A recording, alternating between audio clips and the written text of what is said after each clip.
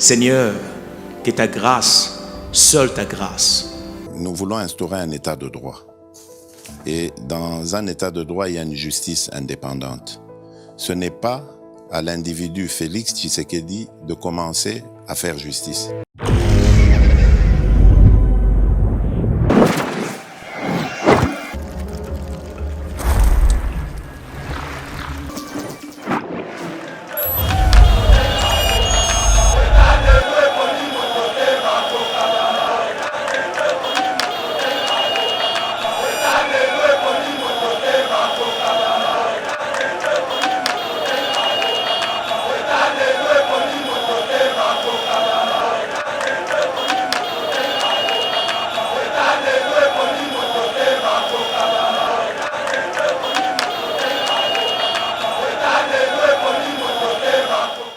Bienvenue mesdames et messieurs sur Yeba TV, très heureux de vous retrouver dans le cadre de notre émission Éveil Patriotique. Merci d'avoir choisi Yeba TV pour vous informer, c'est lui qui a l'information à le pouvoir. Actualité en République démocratique du Congo, c'est les retours du président de la République qui a mis fin à suspense parce qu'il y avait trop de spéculations sur son état de santé et le chef de l'État a regagné la ville-province de Kinshasa après 11 jours d'absence. Vraiment, Tokozongela retourne, mais aussi, mesdames et messieurs, avant le retour du chef de l'État, a accordé une interview na journaliste et collègue Breitman et à Journal Le Soir, là où le président a confirmé sa candidature dans l'élection présidentielle 2023 et il est sûr de sa recette magique. Le président de la République a énuméré quelques réalisations où ils allaient rassurer, mais aussi rassurer les Congolais que vraiment mon Konzambo Kazan a droit il y a deuxième mandat tokolobela yango na katia émission oyo et au cours de cette même émission tokolobela pe éliminatoire Qatar 2022 Léopard. Organisation, préparatif, tokomine à niveau nini, comment est-ce que, ou dans quel état d'esprit, Congolais, Bazali causer la bongo, match ou Kobetama déjà semaine prochaine parce que, Congolais, Congolais, Bazali causer la yango, Tokobeta P, mesdames et messieurs, au cours de cette même émission, Tony Mwaba, Azali Bongo attendu dans Mbandaka et Azo Kende voyage, donc mission d'itinérance pour la mise en place, il y a gratuité, mais redressement, la consolidation. Il y a secteur wana tokobeta lisolo nango, mais aussi beaucoup de sujets oyo tokomeka un peu kozwango par-ci par-là boyebi keza déjà début il y a week-end et avec Pasteur Gili tokobeta lisolo wana. Merci beaucoup na staff Mobimba ya Yeba TV technique, je vois Steve Kondé accompagné de na Mike Chiswaka, je vois mon confrère Trésor Kandolo, Abigail dans ses studios, je vois aussi notre ami au Pasteur Gili Alinga Kobenga Mingi c'est school donc Mauricio. Il est là et puis presque tout le monde est là. Merci beaucoup à notre DG Shadrach Loholo pour cette opportunité. Pasteur Gili, bonjour et bienvenue. Oui, bonjour Ndekomit, bon début de week-end à yo. Merci. Donc plaisir et ça, Yeba TV Lelo a commis fierté Lelo parmi les télé en ligne. Oyo ata mutalinga kongote. Poifinga, il faut à la Yeba TV. Ok. Donc à côté à Yeba TV, à Ofinga la kati. Na ndenge vraiment ya personnalité, na ndenge ya bomoto. Soko lingano loko wana te. Donc atanga ndeko no Pasteur Gili. Non tala nangate. Donc yango moni ba vidéo mingi bato batindela nga.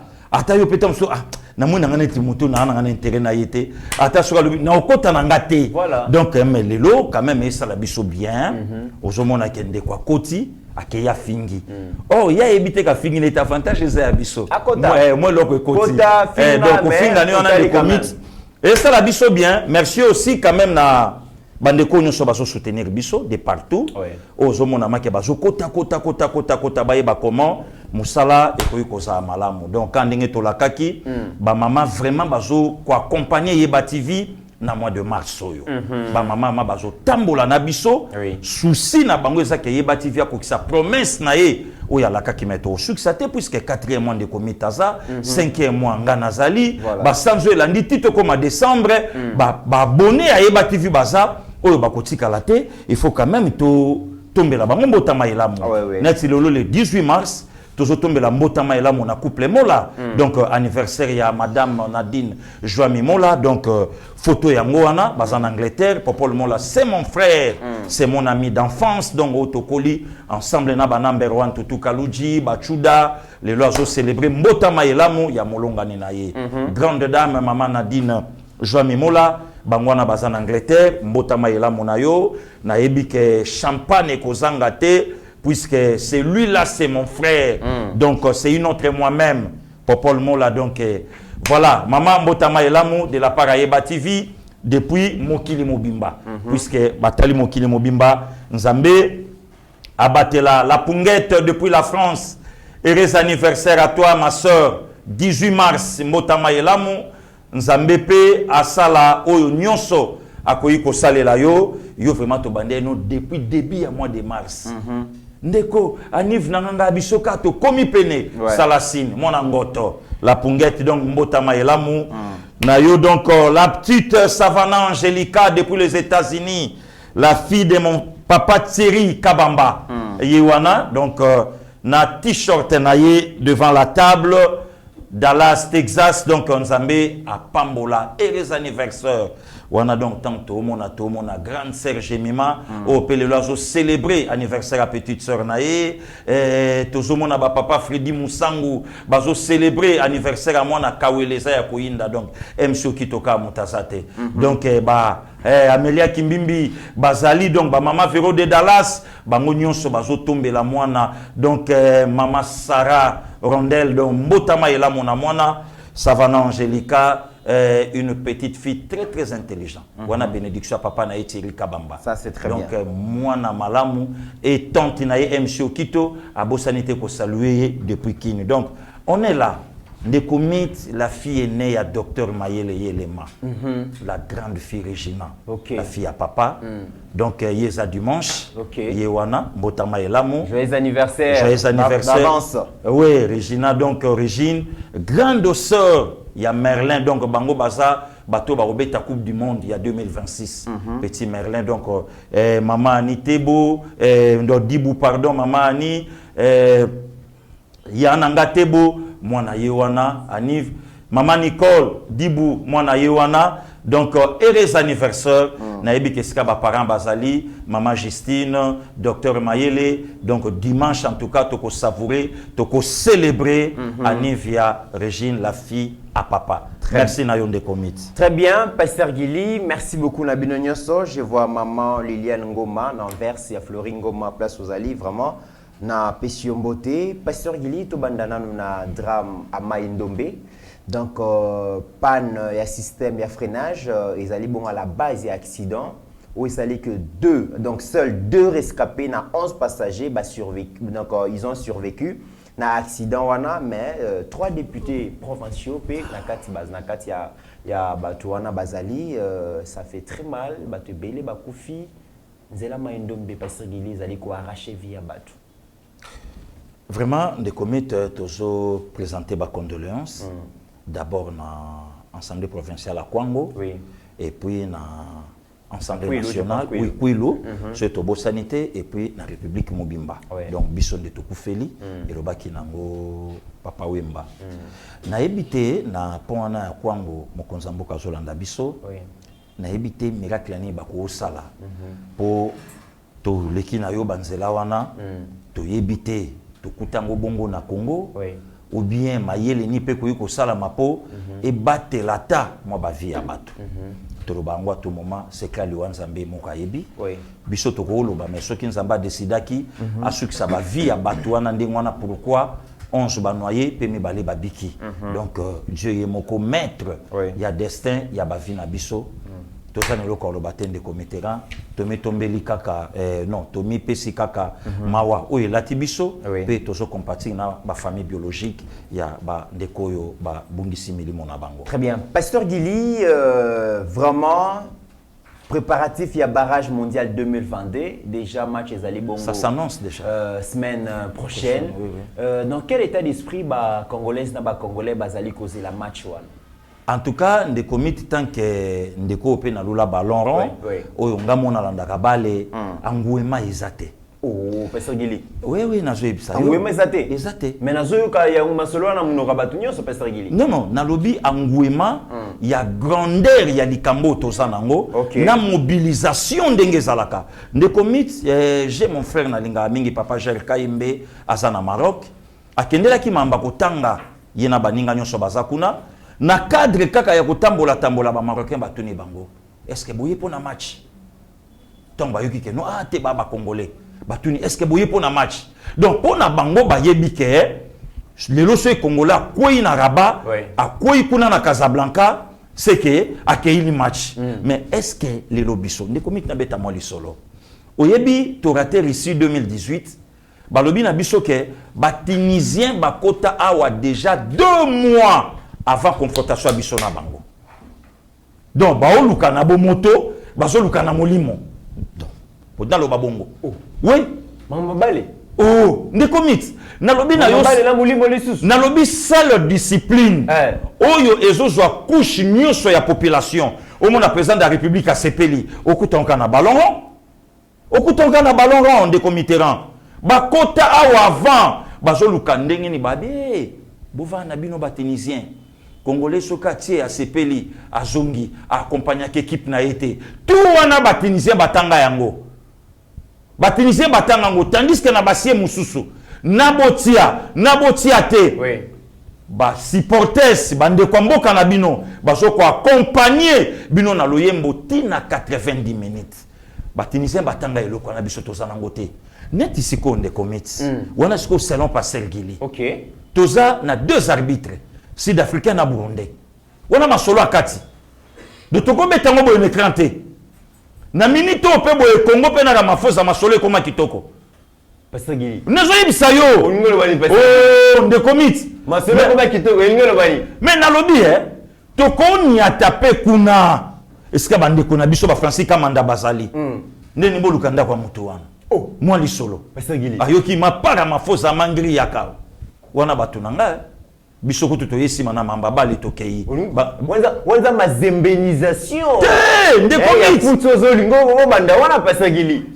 Ndeko mit. Wanza mazembenisation. Na lobby. Va comprendre. Tous les moyens, il faut ça la mobiliser pour na Qatar 2022. Après Gili tous les moyens. Ndeko Mitterrand. Après 48 ans. Tala, total la Coupe du Monde à Ndeko Mit, joueur à Brésil numéro 9 na bango. Atia coup de tête ya loboko do ballon rata muté zoma na loboko et tambola ekota arbitre azoye bisaye asa validé bien tant joueur qui ma arbitre c'est na loboko. Caméra zo so bango. Mais arbitre a validé bi. Tout monde a babiloko wana. Na minito yoko batu bazozela Maroc na Qatar te, bazozela RD Congo ke Maroc. Ah nazo bisa yo biki na ba période yo nazo monaka sénateur Denis Kambai ministre sport soki ngana lobaki akota bima ndeko mitse ngana lobaki ba biloko wana batu mususu baninga ba digérer ngo mabe te mais Denis Kambai to mona apport to ndima mutu na bo vivant na Denis Kambai na ministre sport na lobi ndeko mitse to mona apport ya ministre te hors confrontation match aller les agents vendredi prochain le 25 vendredi prochain engouement, mobilisation, puisque toi accompagner Léopard Nabiso, c'est quoi tu le quoi la chef de l'État makambu nyonso yemoko mutako encourager ba joueur yemoko mutako salaboye yemoko mutako zongisa boye mais wapi ministre sport musala ya ministre sport na moment oyo eza wapi na yoki kutu stade Kangami ote loko ekota te or ba congolais balinga bongo te moko kota wana mo loko moko petika la ki wana oyo kota ya mopepe eloko nini wana ndeko mit mo eloko ndeko mit mais bité Pasteur Gili ndeko mit mamozolo balika mabale mais on dirait comme mama mulili Pasteur ezalaka déjà biso to moni ba makambu wana partout to moni yango na moment oyo moko ya victoire oyo ekokanga batu munoko na 5 ans à Salinini Congo azala qualifié na Qatar 2022 après 48 ans fin mission basali na nzambe pe héros il fallait bosambela matozo ba pétage zo pété partout ne commit fin mission yango moni lelo Congo azokanisa ba ministre le quoi ba Denis Kambai personne s'attendait na intervalle ya 6 jours au poli 3-0 na Muninga oya kocha ye 2-0 na finale même ye moko Ghana andima ngote na chan Wabilo Kambai kaka ba joueur ba pola 3-0 bazwa motivation ba bouger bango esprit tala yango yo paquet yango wana muye mayo Gladys Avimba na sima leki nanga Joël ki moi ki avimba na sima capitaine Ebunga Mopanzi bavimba na sima balofo bongeli balen carré bavimba bakidia bana poto Ghana lela andima ngote mais est-ce que lelo pardon de comité ranaya est-ce que lelo ba dirigeant na biso ba yebi apport ya match tozana ngolo et le penangina loba pasteur Gili est-ce que apport ya football vraiment hein, comme activité sportive na vie ba congolais est-ce que santa quand même c'est Congo la lingi balé vraiment est-ce que Congo est terre de foot aussi de commit ceux qui va calculer oui. Dans tous les pays du monde Congo a cause la parmi les 15 premiers Congo a cause parmi les 15 premiers OK na betolo li solo moke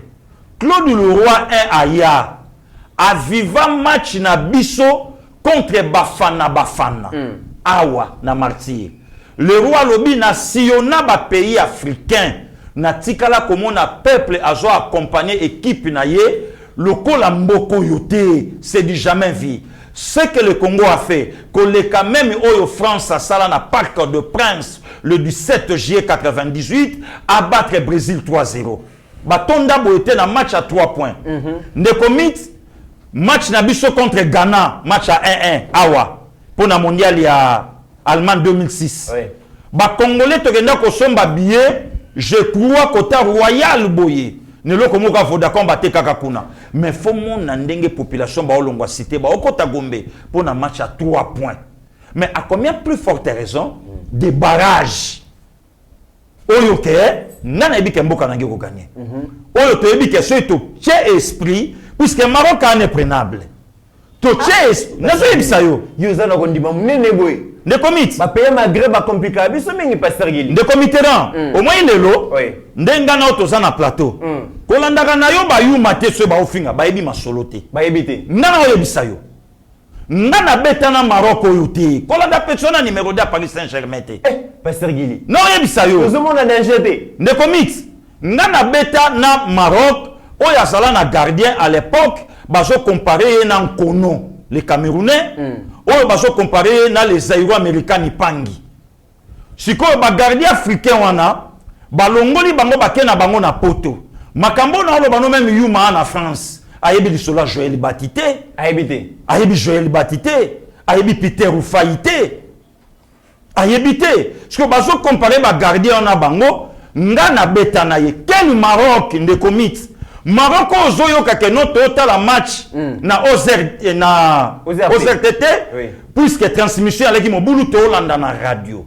Or à l'époque la majorité ya ba joueurs équipe nationale balaki ba soda ba joueur à phare ba soda donc banda ko zo bango na armée marocaine nde ba koti siko équipe banani ba Douzaki El Biaz Meri Primo Meri Mustafa El Adawi ozo comprendre ba joueur wana ngai à l'époque na bunda na bango na poto nani Amerika Nipangi vient na Holandanga et à l'époque na Afrique toalei kaka na 2 meilleurs 8 Samuel Okoraji le Nigérien akufa na Luanda na terrain na Aziz Bouderbala les Marocains azo porter ballon à droite a shoté yango na gauche et Amerika na zanango avec quel 7 El Adawi na beta na bango Zaïre ba vie na nga Bejen Kabongo a Hollanda ngai ba Mutubi les Santos bazo landanga donc Maroc wana akoka Zaïre te to yana bango awa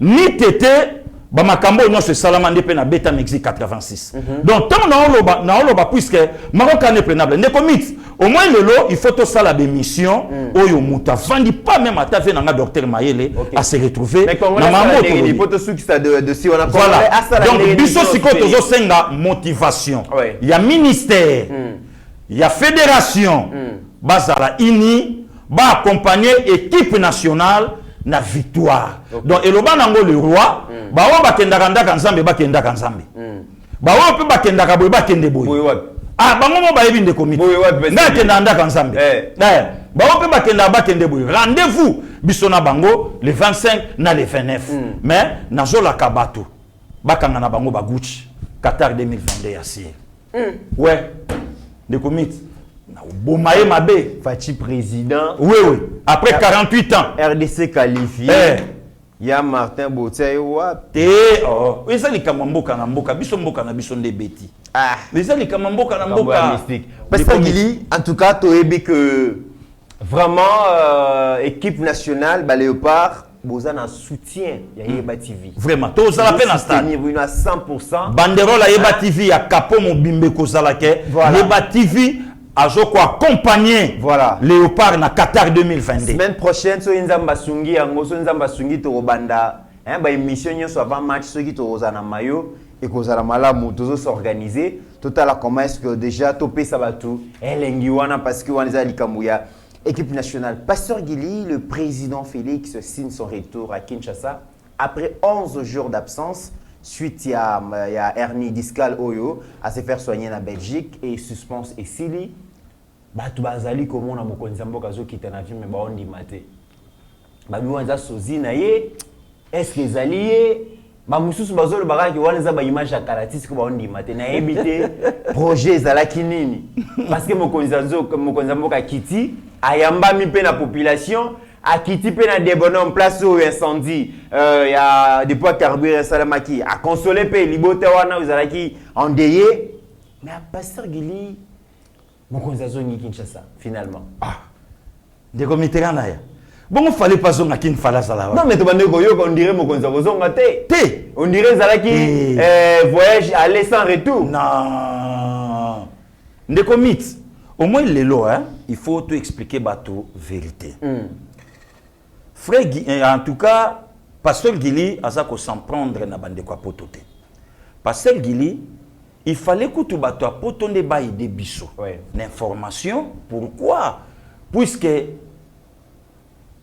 Wayambo aza na Belgique donc akoko zwa moyen sur transport ko le kabiso a comité na viloyo hôpital à Saint-Luc ezali à se renseigner puisque ça peut leader d'opinion na ndenge na ye na makambu na ye à se renseigner ye kutumtanda lo bana biso na numéro ya chambre oyo mokonza mboka na biso ya Congo azali c'est ça bon soki ye moko incapable o ye moko asali vidéo alobi soka za na bomoi asala vidéo to mona parce que facha asali vidéo te asali musala na ye ya ki président place asa na Belgique ayambi batu ayambi ambassadeur akebo est-ce que bokecho bolobaka posone za la kate motema nezoki eloba nanga tandi konanga bompema est-ce que ye bokecho lelo à cause encore na courage ya kosala vidéo omoni ke ozo gagner vie na ventir ozo gagner vie na ba blague ozo gagner vie na bloquer belé na moni moko akomeli nga batinde ngai non yo passer Guilo kima mboka na kima pona kende wapi pona nini ono yeba kenenga zana salembuma ezaleli kamba ko liambuma ou bien aleli kambu ya kokufa ezaleli kamba ko liambuma te donc voilà pourquoi na zolo baké bon nombre ya bande kona biso bazakuna sont des aventuriers ne sika ba fanda baluka okomona mutu mususu olulukata makabu junior bon wele la 3 millions de dollars américains musala na yo zaring yo tikiring ozolanda passer Guili nakende na yo wapi leki nanga yo po beta makofi non est-ce que nakende na yo wapi muninga wo boko beta na bino mbale kutu ta musupe oko gagner ta maka ozokima ye yo kaka ngai tende komite na leader obi ke lelo na ko motalisa pe bato mususu OK na leader pasteur Guili docteur Mayele pasteur Guili baza leader na leader docteur Mayele pour lelo il faut monter ça l'émission atanga kombo pasteur Guili OK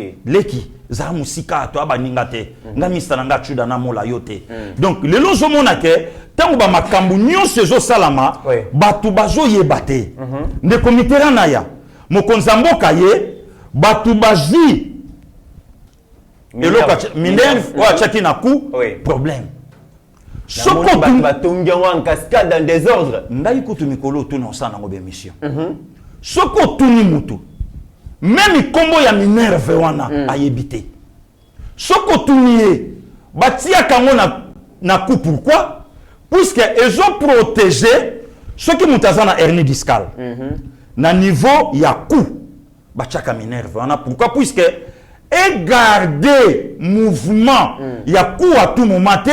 Donc et vanda wana po et battre la score mouvement et ça la makasité pour porter. Prenons quand même l'exemple Moutabukani net na ba village. Oui. Tout ça na ba plat traité.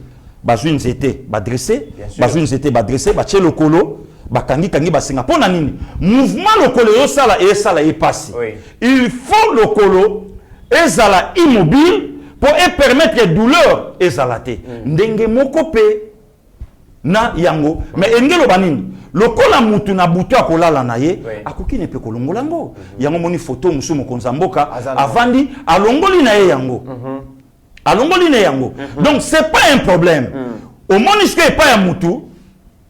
Minerve comme problème, batiki opération ya cœur ouvert. OK.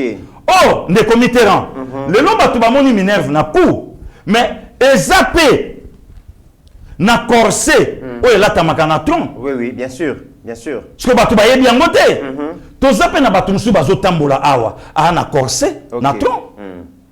Lombosta awa na ceinture. Na loketo ba papa ya mikolo ba mama na biso okotala boye na kati na ye awa asa na lombosta. Pona nini e garder libumu. Moyen ba forme ba mouvement ezala makasi ezate. Mais nous sommes en habité, au komona mutu aleki lokola réseaux sociaux ya na Congo, internet ya na Congo. Mutu nyonso posa na ye akoma asalabo. Nde komitera na ya merci beaucoup. Prenons l'exemple, puisque Fachi c'est un humain. Ngai peut passer gilina na mokolo nanga. Nde komitera pe ya ye. Même bandeko nyonso ba prédire liwa malgré ya bango nyonso aux avant Fachi wana ndé passer gila lobi na bango. OK. Aux avant Fachi mais mutu na mutu pas na oyaye. Yoka raisonnement ya batu. Fachi akufi réunion moko ezo salama bazo linga ba pesa pouvoir na baati. Baati te et pas ya ministre oyo bango ba pesa nationalité rwandaise. Est-ce que bandeko na bazana réflexion te? Mais Ezola qui sa déjà Congo, les loso Fachi azatena na ozo pouvoir. Vrai des pères et des mères, mon côté à Royana RTNC, à lobby. Donc, bango moko déjà, ba yebi que ceux qui les lo Fachi azate, pouvoir, moto ya kozongo ba yebi pe nationalité na ye. Maintenant qui combat qui? Vous comprenez des commits. Très bien. Donc, les lo, nazo kata ma solo ana ton internet, faux débat. OK. Les commits na yebi sakayo na yebi Congo. Tozalaki ana likamba mabele zo kabwana Rwanda zo zwango bisonyo sur les 16 les 17 na siège à l'Union européenne et donc salamité et comme santé à chef de l'état et donc salamité c'est qu'on est au vandi boye ba oyo wana nyonso ba kuswanika ba mbeko bandeko ya mwasi na simba ka bandeko basité ba oyo nyonso bazo komaka na ba Facebook wana ero seko ba vandi eloko koloba ezate siko bazo luke loko mosusu o ba okota nango siko na actualité ezala à la une. Très bien. Deuxième volet likambu ya des bonhommes pour parler nango. De comme c'est pas pour rien na ya na slogan na mboka soutenons-les, c'est notre sang, c'est notre frère. Fachi aye na opération ya munene ya cœur ouvert. Babombi yango na costume, matamboli bien. Alobité. D. Mikola komo benga mama Denise ka D. Okata. D. Wana datali oui chérie. Tokota natala incendie. Oui salamaki ya. Po ba congolais ndé batu bazu problème. Po ba oyanga marché ya mumenu. Dalobi mais papa opération za munene na motema. Il faut seulement repos habiter D. Ba o bazuya wa baza yanga marché ya mumenu. Na betela bango to mit beto akiti akoti asololi. Batu bango moko ba comprendre que ngai congolais na na poème na mutu. Ngai congolais nana donc bandeko bavandi ndeko biso vanda na kata mboko yo tout le monde a événement mbala liboso tout le monde a président de la république na mama na ye bavandi na photo bakangi bavandi mit biso vanda mboko tozo président botama le 14 octobre 1930 mama na botama na 1922 miracle mais il pas ça mon liboso te il y a troisième miracle Zaïre tout le monde a mboko deuxième miracle les années ndeko mit biso vandi na kata mboko yo République démocratique du Congo. Tout le monde a battu ya mutu ba olo ba ke muto bo linga comme chef de l'état maman ni zambienne. Mais batu ba lobi ye fa comme ka mukonzi. Ye moka lo batata nga juif grec. Mais ba congolais ba bia comme ka mukonzi. Ne komiti biso de vendre na kata mboko yo. To tika la komona photo ya mukonza mboka mon côté na maman na ye ba vandi mais ba so biso ka ye maman na ye. Oh mais obi kombo. Ye ma. Ato mona photo to bangu mbelo obi kombo na. De komiti. Obi kombo na ye. Ye maman na ye. Ata mukolo moko te toke komona même moi na moi si mutala na affection maman. Ba tele matata la ta maman ke to yoka ka maman na ye. Mukolo moko te to mona. Oh, rien à ta photo, à ta mon à na famille, et l'enguana ya maman. À ensemble. Rien. Tout le monde a babilo kwana. Donc Fachi, c'est notre sang. Aye, à Talibandeko, à Solina Bango, à compatir na Bango, à côté na Motokado, nyon so e lobama ki nango, yalek nango lokuta. Très bien, Pasteur Guili. Mesdames et messieurs, au moment où vous avez l'émission, vous information. Une importante communication de la présidence de la République attendue ce vendredi après le Conseil des ministres. Tu as évité que ça l'année, mais tu as annoncé bino, vous s'attendre à une importante communication à part la présidence de la République après Conseil des ministres. Vous voyez qui est le vendredi, chaque vendredi Conseil des ministres et ça le maka et mon konzamboka promettait qui est dans Conseil des ministres à vendredi oyo à cause de la yemoko physiquement pour nako tenir yango.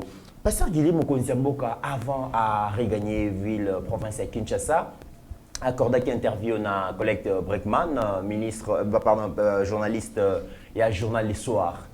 Et namoni et sali maman na polémique balobi Mokonziamboka zali ko confirmer candidature na ye na élection ya 2023. Pour les uns balobi Fachi azana respect ya ba allié politique na yete. À l'objet union sacrée, ils allaient mixage. Il y a plusieurs partis politiques qui ont alliance.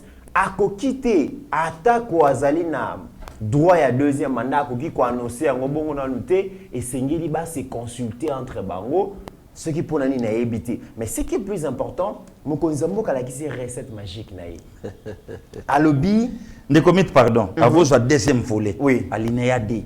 Il y a il y a question. Il y a voilà. Alinéa Liboso Balobi, azo respecté l'alinéa de Pasteur Guili. Comment vous pouvez annoncer candidature sans consultation? Bon, d'abord, on commit, il faut y avoir une union sacrée. Programme union sur une union sacrée et c'est quoi pour puisque gouvernement ça déjà. Donc tant que tu baloba qui est net na okaki honorable moko provincial à lobaki lobby respect zate puisque en cas de problème il faut to zonga kana concertation.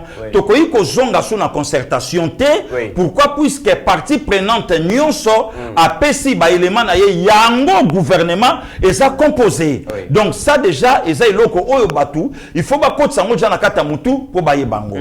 Nde commit. Ce Mokonzamboka lobby que aza candidat à sa propre succession. Mais constitution MTPC yango. Il était constitution. Mandat na eza renouvelable une fois. Constitution Mboka MTPC yango. Deuxième élément. Ce qui moutou à cause de la candidat. Maintenant yango pelelo à se prononcer. Puisque parti moko bazoku fait la leader na bango, mais leader na bango yemoka salaki clair ya kolobango que c'est pas encore le moment. Il y a qu'à parler dans l'élection, tu parler beaucoup plus dans le social, il y a peuple. Bon, tant que déjà présent à Sénat, à l'objet que moi, mon choix, mon candidat dans 2023, c'est Félix Antoine Tshisekedi Tshilombo. Où est le problème des comités? Ça aussi, c'est un faux débat. Problème est anime. Est-ce que l'élection, est-ce qu'elle a respecté en décembre 2023, vrai ou faux? Vrai. Alors, mon Mokonzamboka lobby, l'élection est un délai constitutionnel. Donc, il est a voté. Et mon Mokonzamboka azana ba élément. Oh, on a vraiment que Eza Babiloko et convaincre le peuple congolais. N'a évité ce qui Pasteur Guili, le peuple congolais a convaincu. Mon Mokonzamboka lobby, il y a des recettes dans le caisse de l'État. Mbongo ezali ko kota makasi na caisse de l'État. Tout allez comme on a bon excellence Nicolas Kazadi na ba régie financière na ye wana za yakobomba te po biso tout allez comme on a ndenge Moussa zali ko salema na kozongela yo abi ba réserve nationale et quoi atteindre 4 milliards Kabila tika qui 1.5 milliards déjà mais et quoi atteindre 4 milliards. La lutte contre les antivaleurs a un impact sur l'économie. Azali kolobela likambo ya IGF, Gila Lingeti, vous allez comment on est basé pour traquer bongo, indiscipliné dans ma caisse à l'État. À l'objet du Cambodge, gratuité de l'enseignement, Tony Mwaba. comment on a Kobunda pour que vraiment la mise en place de la gratuité ait réussi. À lobby, il y a couverture, il y a santé universelle. Et puis, lancement, il y a programme, il y a 145 territoires. Pas sur Guili. Élection, les lots. Et l'eau qu'on est au Fachi, à part au Yemora lobby, à représenter le peuple congolais, au peuple congolais lobby, Nalikambo et Salami, Nalikambo et Tomoni depuis le 24 janvier 2019, et c'est qu'il a joué à deuxième mandat. D'abord, on décommit, Fachi c'est notre sang, c'est notre frère. Rien que pour Nayango, il n'y a pas un candidat où lelo aza na niveau ya Félix Antoine Tshisekedi Tshilombo na kobundela pe na kolinga mboko aza ya biso machi ya mumeno ye aza la wana pe to pese deuxième mandat ya sûr. Deuxièmement, décommit kaka biso to yebisaka Félix Antoine Tshisekedi Tshilombo potondi mayo ke oza mokonza mboka oyo Kabila na batune bazala mupanzi atia bango mupanzi oyo batu nyonso bayeba yike masasi kobeta kokokate bakoboma ye bakokimisa ye mboko oyo makambo lelo libanda nde commit pona sukina kende nanga musika te pasteur Gili na longoli mali net nde commit na moni inspiration comme goya yeko enga kokima eye nde commit biso to vanda na kata mboko toyoka homme fort israélien moko bazwa kutu na nationalité congolaise ba pesa ine ba pia batu nyonso nanya bungi kombo ya Dan Getler na kata mboko yo rage o ya sala lelo yo na kati ya mboka na biso bavoka na ye bakei kozongisa babiloko nyonso titre na ba licence ya exploitation titre na ba licence ya exploitation ya pétrolier nyonso oyo bango bazwaka valeur à plus de 2 milliards de dollars 2 milliards. Qui aurait pris à ça lelo asungisi yango yango mo lelo ezo bangisa même batu mususu au moment que batu babandai kotala Fachi na Albert Yuma Fachi a keti plus loin ya kosimba baoba o kutu Yuma zana eka likasa donc lelo oui ne commit lelo moni rien que likambo ya état de siège il y a un certain monsieur Alain Soki Alain Got bien Alain Got oya zalaki acheteur ya ba or na ba ituri kuna ba biloke belé na administration américaine le long de commit aza même parmi bato oyo ba accentuaki likambo ya guerre ya est mais aucun journaliste le na plateau na ye a parlé pour na yango le lo sanctionné quand les gens parlaient na katambo kanabiso que le président bouge trop, le président voyage trop, azo dissiper nombonga l'état et patati patata et boy. Mais lelo, ce qui me konzambo ka bouger qui était na diplomatie na ye. Quel est ce Congolais et baki si c'est Alain Got? Ndenge moko na ba d'Angleterre.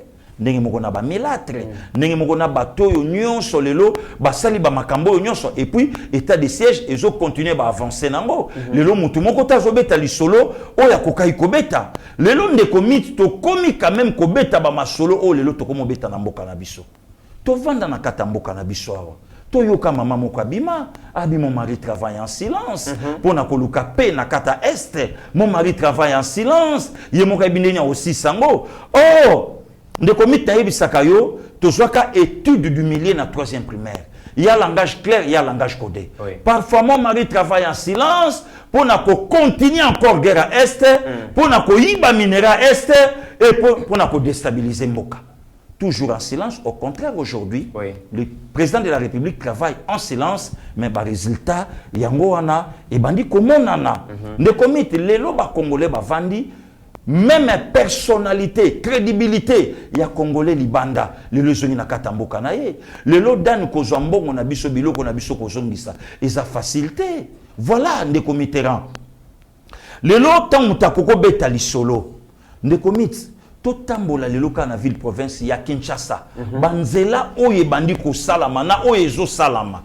Mais to vanda wa 18 ans, mutu to ganga lisolo ya bongolo, ba beta biso kara.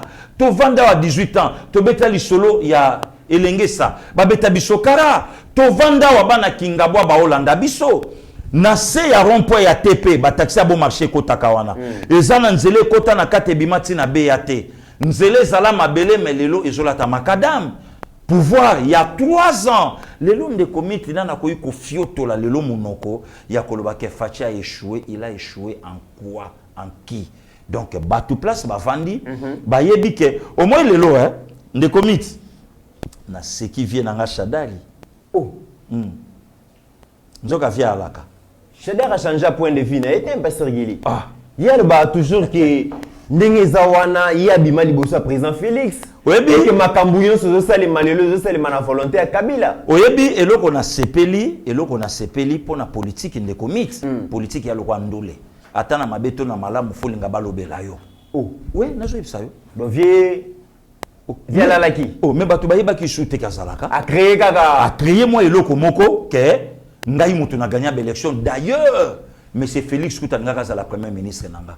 Tal encore mutu hors constitution lobby bato bakoza la majoritaire ne bato bako former gouvernement premier ministre akobima et pas na bango selon constitution na biso siko tango via lobby yango na Jeune Afrique que M. Félix Ngaza la premier ministre nanga na quelle magie tala lokuta ozoko sa motanyongo mais ayebi ke makambo lobisa nango ya lokuta matiki oka posa no nangote siko facha Ngaza la premier ministre na ye na nini ndekomi tanga zolo bake babiloko nyonso et salami pourquoi puisque Kabila lingaki mais pourquoi bakende no na est bakende au so prière donc basakana ki na nzambe ke nzambe to sasa na biso ba blague mais ça ngo bongote basasa yo ba blague parce que Yona Martin Fayulu vocabulaire ni bokoloba les foufous des mêmes sacs. Très bien. Donc ozomona ke batu ba oloba likambo oyo donc ayebi na ye yangote mais zuwa na pasi ne commit au moins lelo batu kwa ba Shadari il faut ba se taire. Pourquoi lelo na kati na bango toyoka moko na bango aloba ke na kokai ko voter etenga pour azoko incarner ba valeur te c'est une insulte. Très bien. Mais pasteur Gilitan ou Mokonzi Mboka zali ko rassurer opinion tant nationale qu'internationale que l'élection est kozala na 2023 à ko respecter délai. Mais pasteur Gili ceux qui tozali comme on appelle makambo zali ko leka opinion, c'est comme si UDPS parti présidentiel ils a vraiment prêté na élection. Tozomona bazali ko préparer ba jeune té, ça n'engage que moi. Comme on a pasteur Gili Lelo un grand leader, est-ce que bazali ko pesa pasteur Gili ba opportunité à préparer électorat naïe? Est-ce que bazali ko préparer ba jeune leader nyonso tozali comme on a na kati ya UDPS pour ba kene ko se préparer parce que toloba ki yango que classe politique ou gérer mboka oyo les 20 dernières années et la classe politique qui biso soni et la classe politique est gérée mboka na ba anti-valeur biso moto moni résultat nango et que le président pour créer un nouveau Congo, un Congo meilleur, il faut une nouvelle génération politique, une nouvelle classe politique. Tout le monde va pasteur Gili va émerger, tout le monde va leader rebelle va émerger, mais est-ce qu'aujourd'hui le parti présidentiel donne des moyens à ces jeunes-là? Est-ce que l'ambition ils a bien préparé pour affronter l'élection parce que l'élection pasteur Gili ils a le col à Zemi. Moi ça ko bota na 9 mois mais faut balayer bongama. Est-ce que UDP ça zo bongama? Bon, Nekomit, merci beaucoup. Au moni question on a répondre nango na dévolé. Ce qui n'a bien na répondre nango. Le pasteur Gili n'est pas le communicateur officiel de l'IDPS.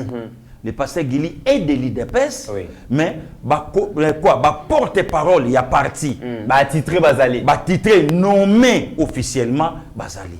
Alors, ce pasteur Gili a le bique, non, Basangi Sibisote, et que cuisine interne, et je bon déjà, et que le bapé Sabiso. Nasali, ceux qui usurpation, bata droit, balobaka, ceux qui nini. Et au conseil, n'a pas problème.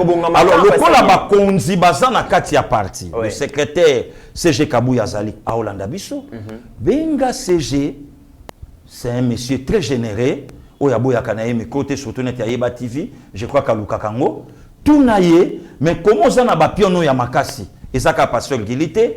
C'est qu'au parti, le quoi Yosa Papa. Ozo ko envisager nini pona bango c'est j'aime taroyer biso non makambo zo bongama déjà pona boye makambo ça ma déjà pona boye makambo zo kende déjà pona boye alors ce tolobi que IDPS a prêté pour une élection T de comité to yebayi que c'est pas l'IDPS qui est au pouvoir dans la dit plateau de konangai Kandolo émission moka kitoko ayamba ki maître Joël kende komoka fanda ki na kitonga la vandi à lobby bino bat non c'est pas l'IDPS qui est au pouvoir c'est Félix Antoine Tshisekedi Tshilombo de mutazana pouvoir o ya zo diriger yango na ba leader ya ba parti nyonso même na Joseph Kabila même na Moïse Katumbi même na Papa Bachi Lukwebo même na Martin Fayulu aza na kati ya pouvoir oyo tozo diriger yango ensemble. Oui, oui. Martin Fayulu na pouvoir. Mais aza na député oyo alataka combinaison.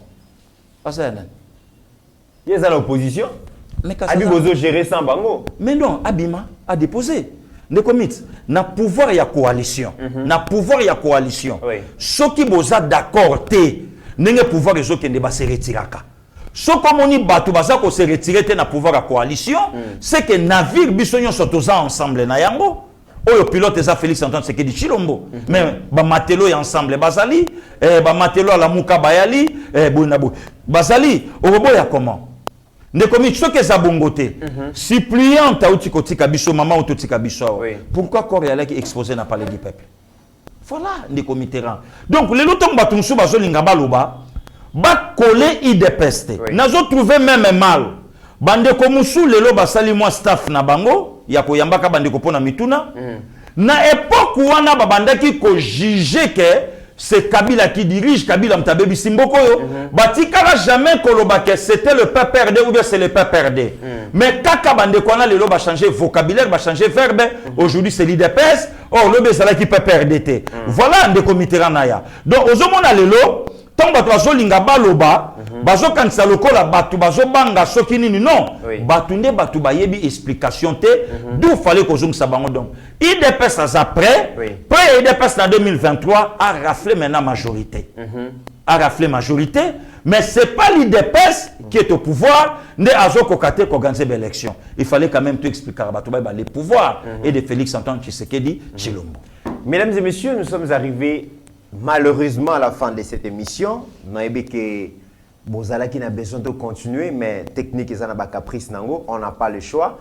L'essentiel est que omke to lengela ki pona bino bolia yango na nous tozali ko bongama pour que vraiment moi babilo ko wana ici là to esa bino que tozo sala ba mise à jour tozo luka ko bongisa ko pesa ba plateau sika makambo sika yango moni caprice ezali moi na ba nungu nango, mais nous espérons que dans les jours à venir notre DG prendra toutes les dispositions pour que ba désagréments oui et ça les mater. Et puis je l'ai dit en direct, Steve Konde bandeko bazali ko le la balobi ba image oyo izali koleka na sima na biso balingi yango lisusu te babilongi oyo ozola kisa bango wana balingi yango lisusu te. S'il vous plaît Steve Konde toza na besoin ya bilongi ya sika ba bilongi ya ba valeur mesdames et messieurs ba message bokomela ngana pasteur Gili na transmettre en direct Steve Konde ayoka po ko mateke to sa rédemption ya ba information. Pasteur Gili to komina sur le mot de la fin.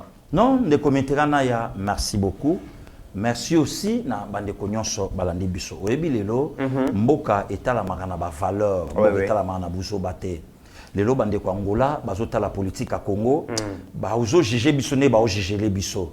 Lelo donc bazo comprendre te problème ya hernie discale ndenge nini ceinture oyo ezalaka na hanche na loketo ceinture lombaire pour l'hernie discale moto ayebi yango te moto akimi mbangu na minerve o pa yebi kombo na ngote oyo pe biso déjà to mona ngo pa ya batu moto ezo sala soni ya mboka mobutu bazonga bon voilà ezo sala non ka yango na lobi nde komite ezo sala soni ya mboka omoni moto mususu ache photo na ye na febe ache yango place boye bogar mboka ça mais otali makambo ezobima na mutu na ye o regretter même.